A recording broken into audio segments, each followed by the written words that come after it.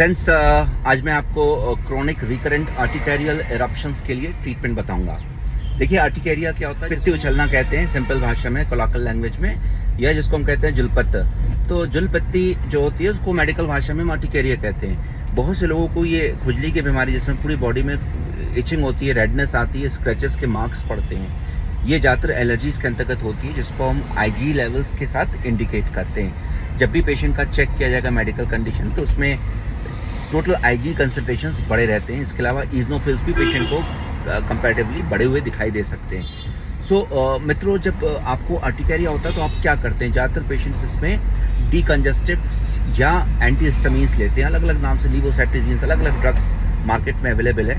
और इसके साथ भी अगर आपको आराम नहीं मिलता है, और कभी कभी इससे भी अगर आपको एलर्जी और बढ़ जाती है, तो आप उस कंडीशन में डॉक्टर से मिलते हैं और डॉक्टर्स आपको ओरल और लोकल एप्लीकेशंस वाली स्टेरॉइड्स देता है। डिफरेंट नाम से क्रीम मार्केट में अवेलेबल है, और आप उनको लेने की आप एक हैबिट बनाते हैं। इसके अंतर्गत आपका स्किन धीरे धीरे करके पतला होता है, पोस्ट इन्फ्लेमेटरी ब्लैक पड़ने लगता है, और ये बीमारी आपकी धीरे धीरे करके जड़ पकड़ती है और फैल जाती है। और जब आप ड्रग्स को रोकते हैं, जो कि स्टेरॉइड से आप लॉन्ग टर्म नहीं ले सकते हैं, जानलेवा हो सकती है, ऑर्गन टारगेट ऑर्गन को डिस्ट्रॉय कर सकती है, डैमेज कर सकती है, तो आपको रोकना होता है। और जब भी आप रोकते हैं तो ऐसी स्थिति में ये बीमारी कई गुना बढ़ी हुई दिखाई देती है। तो फ्रेंड्स, मैंने आर्टिकेरिया के ऊपर इसकी बात की है क्योंकि इसको मेडिकली, होम्योपैथिकली बहुत मुश्किल से ट्रीट किया जा सकता था पहले, लेकिन आज के डेट में इसके लिए जो थेरापेटिक्स लाइन है बहुत ईजिली डेवलप्ड है, क्योंकि दोनों ही केस में लोकल एप्लीकेशंस और इंटरनल मेडिसिन दी जा सकती है। So what are the local applications which can be given here?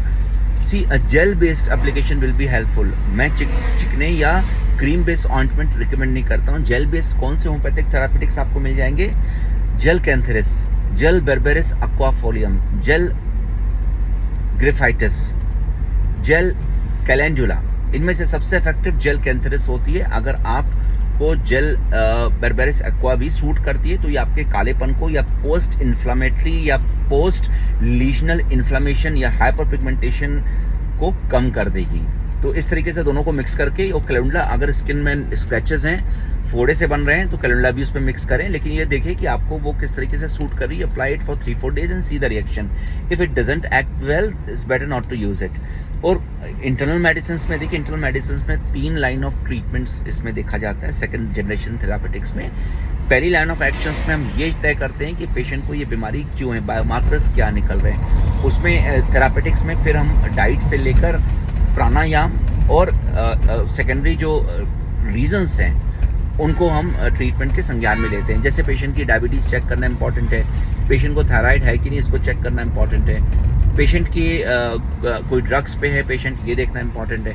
क्या patient is born with TIG levels, उसको देखना इंपॉर्टेंट है। क्या 200 के ऊपर लेवल है कि 100 के जस्ट ऊपर या 1000 के ऊपर है, इनको देखना जरूरी है। पेशेंट को क्या फैमिली हिस्ट्री इन बीमारियों की रही है कि नहीं, इन सबको देखना इंपॉर्टेंट है। विटामिन डी और B12 बहुत इंपॉर्टेंट फैक्टर्स होते हैं, और विटामिन डी के कम होने पे एजिंग काफ़ी बढ़ सकती है पेशेंट को। तो कुल मिलाकर पेशेंट की बायो मार्किंग करते हैं हम। इसके बाद पेशेंट की जो फीचर्स होते हैं, इसमें बर्निंग, खुजली के बाद आराम मिलना, रात में ज़्यादा खुजली होना, रात भर में लीजन्स लाल रंग के चकत्ते होना, जैसे मैंने आपको स्लाइड दी हुई, और सुबह तक वो उनका ठीक हो जाना, या 1-2 घंटे में वो ठीक हो जाते हैं, या 2 दिन लगाते हैं ठीक होने में, या आप जो सेट्रिजीन लेते हैं या कोई क्रीम लगाते हैं एलोपैथिक, तो उससे आपको आराम मिलता है। ये सब की हिस्ट्री इंपॉर्टेंट होती है। उस पर पहला लाइन ऑफ एक्शंस होता है। उसमें कॉम्बिनेशन थेरापेटिक्स होती है, जिसको हम सिनर्जिस्टिक थेरापेटिक्स कहते हैं। उसमें रस्टेक्स 30, डलकमारा 30, आर्टिका यूरेंस 30।